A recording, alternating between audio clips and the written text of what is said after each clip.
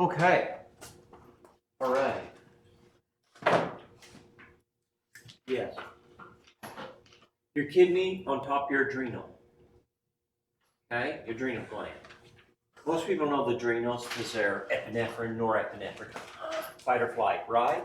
But the adrenals, the outer part, of course, being the cortex, the inner being the medulla. And the medulla is the neural part that has to do with the epinephrine, norepinephrine, or adrenaline, noradrenaline, whatever you want to call it. The outer part is called the cortex. And I'm going to tell you the names. There's 3 layers, and I'm going to tell you the names of the 3 layers. You don't have to write them down. I'm not going to ask you that, right? But I just want you to know that, okay? Number 1, zona glomerulosa, okay? Zona glomerulosa, right? Zona for zone, right? And that has to do with the mineralocorticoids. And remember, a little bit ago we said mineralocorticoids have to do with sodium, potassium, calcium, all that stuff, okay? Right? They control the balance of minerals and water in the blood, okay? The second layer, the inner layer, is called the zona fasciculata, and it's the metabolic hormones. Excuse me, as in the glucocorticoids.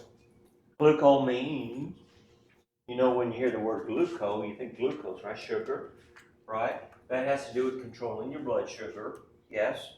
And then the third layer, the inner layer, is the sex hormones, the gonadotropins, right? And remember, right? All of these, follicle luteinizing, are going to stimulate the zona reticulata, and that has to do with the gonadotropins, right? And the gonadotropins are, again, the sex hormones, okay? And such. So we're going to talk about each one of those, the mineralocorticoids, the glucocorticoids, and the gonadotropins now, okay? Right? So let's start with the mineralocorticoids, mineralo, corticoids. I believe that's the way to spell it, okay? Right? Again, they regulate the sodium, the potassium, and the extracellular fluid. Sodium and the potassium regulation in the ECF, right? Remember, here's a bunch of cells, right? And these cells have water around them, right? And that is called the extracellular fluid. Extra meaning outside, right? Intra meaning inside. Extracellular meaning outside, right? Yes? Extracellular fluid. I'll think of the other name for it in a moment, right? Sodium is the single most important cation in the extracellular fluid, or cation, some people say, right? Positive ion. Cation means an ion that is positively charged. Anion is a negatively charged ion, right? We talked about that in chapter 2, I think, okay? The amount of sodium in the body determines how much of this extracellular fluid there is. Okay? Right? Remember, we said that. Right? Where the sodium goes, the water flows. If we retain a bunch of sodium, we're going to retain a bunch of water.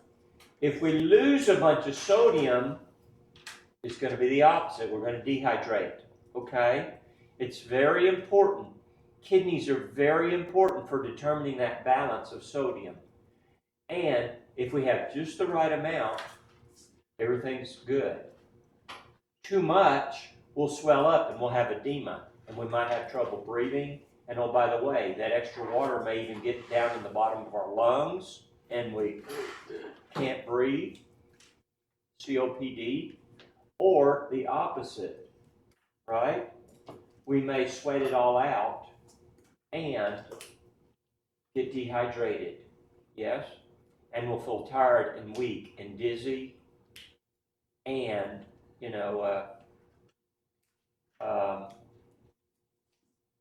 well, 3 weeks ago, I was in Utah with my friend, and it said on my motorcycle deal 109. The temperature was 109 coming off of that. We pulled into the gas station, and my friend was bad. I could tell by looking at him. He didn't look good at all, man. And the speed limit was 80, and he was going about 70, and that's not like my friend, trust me, right? So I knew something wasn't right. And so I got off the bike, and I walked up there, and I'm like, hey, you don't feel good, do you? He's like, no, I'm bad. I'm like, okay, let's go inside. And so I made him drink a Gatorade, and I made him drink some water.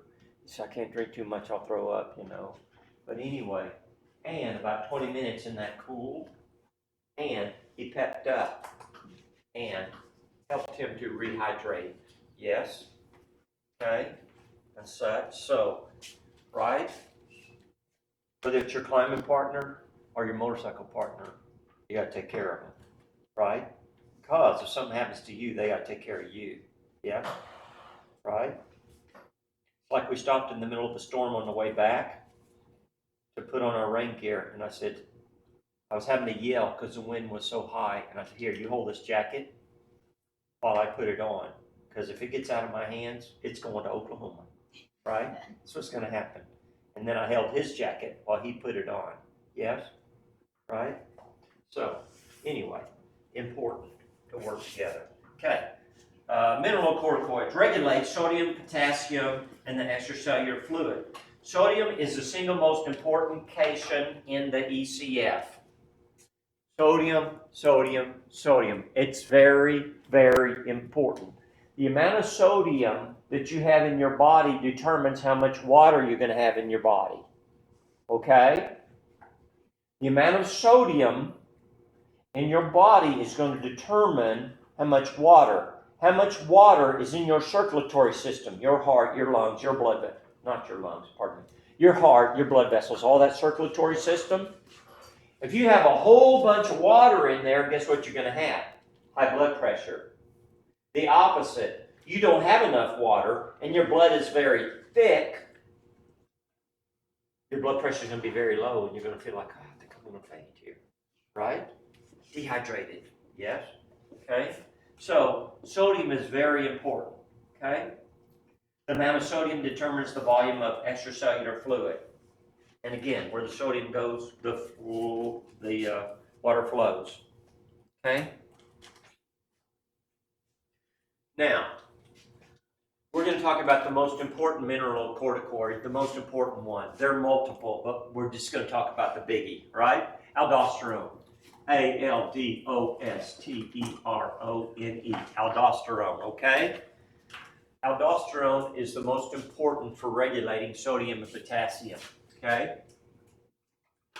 Sodium, I like to do it like this, right? That helps me remember, right? For retaining sodium, sodium in, potassium out. Sodium, potassium, right? Remember, every cell, we got a bunch of potassium on the inside and sodium on the outside, right? Remember, sodium-potassium pump, it's very important, right? To keep that cell polarized, okay? Aldosterone reduces the excretion of sodium from the body. The kidney tubules, we'll have a chapter on the kidneys. That aldosterone keeps our kidney tubules reabsorbing that water, okay? So we don't get dehydrated. Normally aldosterone is going to last about 20 minutes, right? And aldosterone is very precise control of how much sodium and potassium are in our blood, okay? Now, I said aldosterone is secreted by the adrenal cortex, but the cardiovascular organs, as in your heart basically, can also secrete some in a tiny amount, okay? It's mainly from your adrenals, cortex, but the heart also can secrete some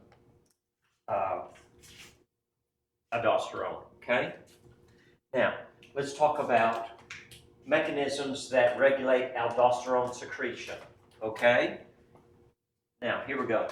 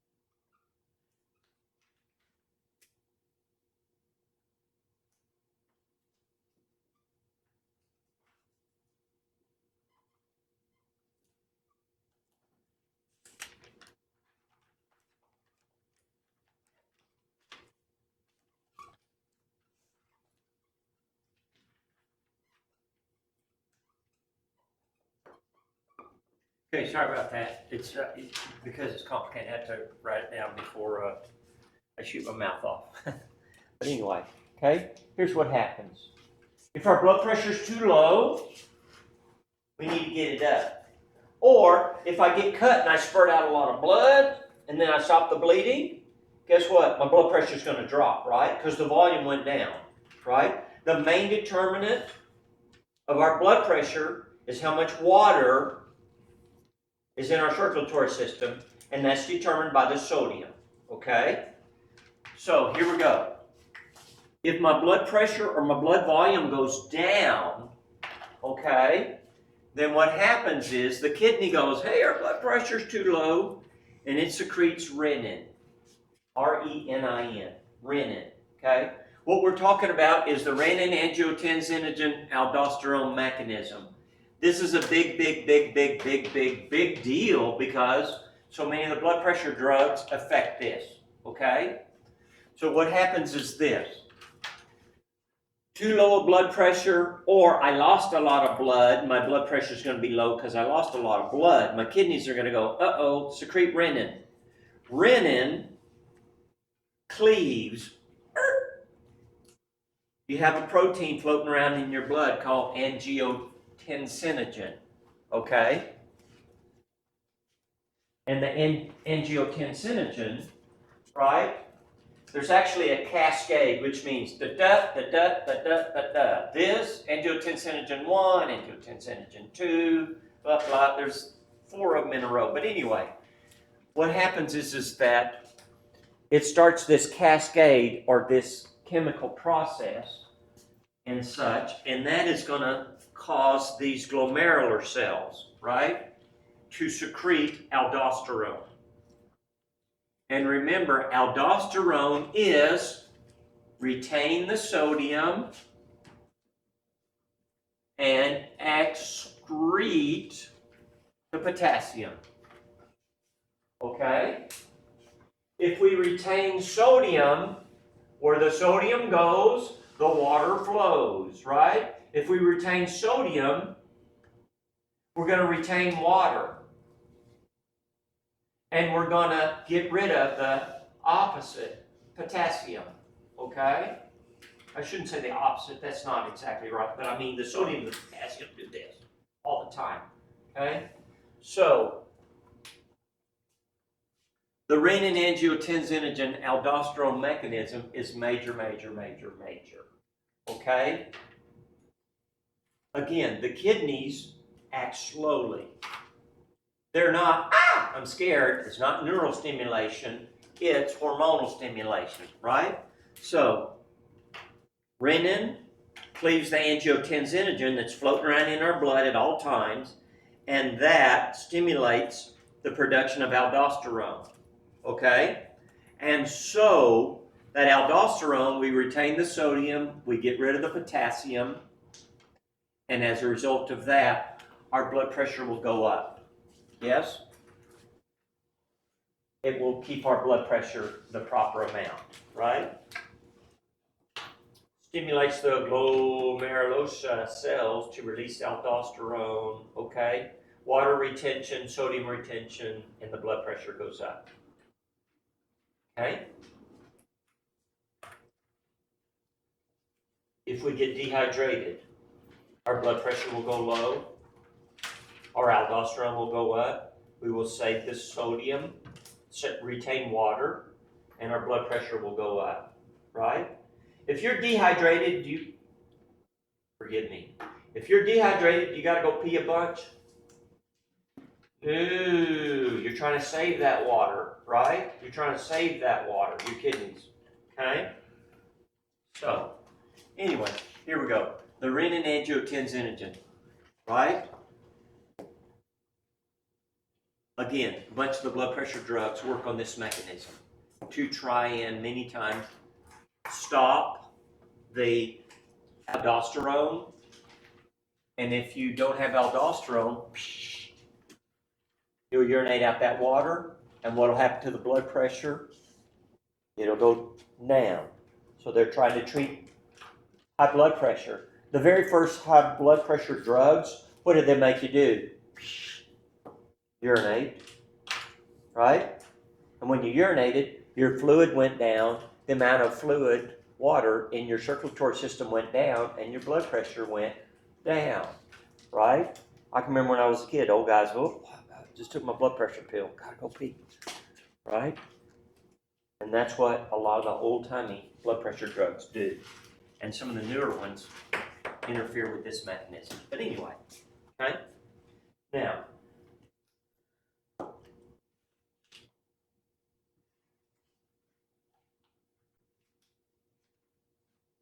okay. Potassium. Again, aldosterone, we retain the sodium and we get rid of the potassium. So if the potassium gets too high, aldosterone kicks in and we save the sodium and we urinate out the potassium. It works opposite. Okay? I'm telling you, the kidneys are amazing. You need to do everything you can to protect your kidneys.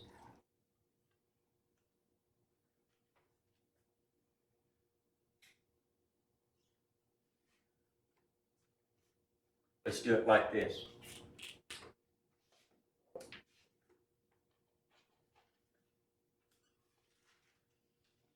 No, I didn't do that right. Sorry. 1 second.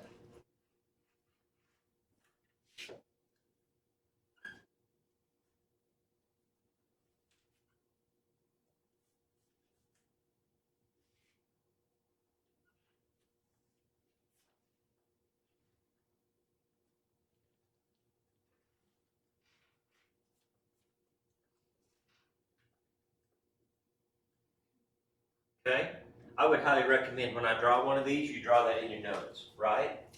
Because that's the simplest way to remember, because they work opposite, yes?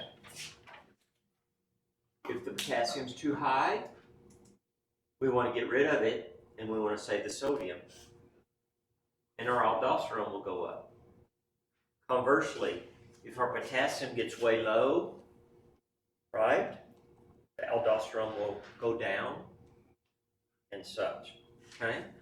So it works to keep us in the proper balance, okay?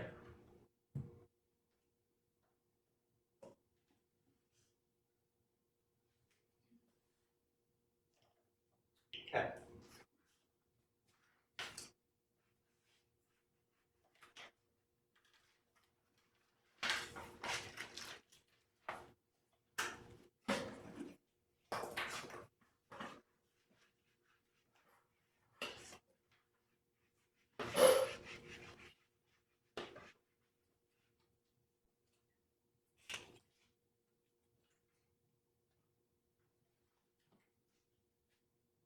Adrenocorticotropic hormone, right? We talked about that over here, right? ACTH, right? ACTH from the anterior pituitary, and when we're under stress, it will increase the aldosterone. The theory being, if we're under a lot of stress, then we need our blood sugar to go higher. We need to pump nutrients to every cell of our body so we can do the fight or flight thing. So, adrenocorticotropic hormone. Okay? The blood pressure will go up, right? Increase aldosterone, increase BP, right? Now, let's talk about the opposite of that. Aldosterone increases the BP, right? But here's the thing. Atrial natriuretic peptide, PEPTIDE, right? Lowers the BP, right? Let's talk about that for just a minute, all right? We talked about how aldosterone, you're going to retain the sodium, and it'll raise your blood pressure, okay? But guess what? We talked about how our blood pressure is controlled by how much of the fluid is in the circulatory system. Well, we talked about the atria, and the atria, have we done the heart chapter, or maybe that's coming? Anyway, the inner lining of the atria, if the blood volume is high, they're getting stretched. And when they get stretched, they secrete a hormone called atrial natriuretic, has to do with sodium. That's what natriuretic is. Peptide, okay? And so basically what it does is, it does just the opposite of aldosterone. It'll lower our blood pressure. If those atria are getting stretched because there's so much blood volume, okay, then it'll say, whoa, you need to calm down here. We need to lower this blood pressure. This blood pressure is getting too high and I'm working too hard, okay? So that's what the ANP does, just the opposite of aldosterone, right? Yes. If the blood pressure is too high, ANP will come on.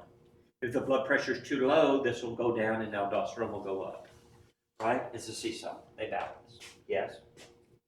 Right? Again, the body. It's amazing.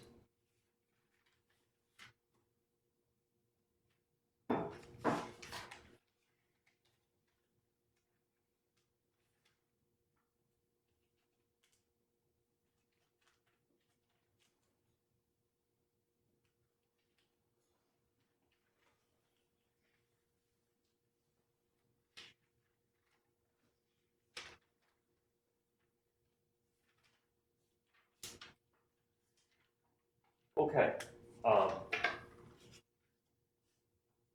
I'm tired, you guys are tired, and I know this is a ton of information from this one chapter. So let's call it for today, and I will see y'all tomorrow.